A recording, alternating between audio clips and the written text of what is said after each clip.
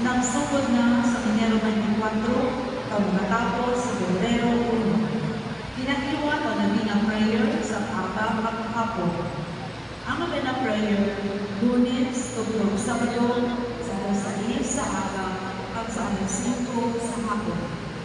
Kung Domingo, alas 6:30 at sa alas 4:30 sa hapon.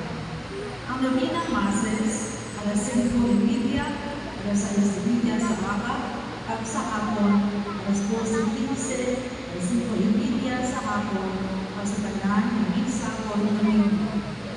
Ika-4, ang misa sa Bispera sa Febrero 1, iwaton sa alas 5:30 sa hapon, ay kasunod ng koronasyon sa katotohanan ng Noy sa Kapilano. Pagkatapos ang misa, alas 5:30, pareho maganda sa kanila. Sa kanilang padayon sa hapon,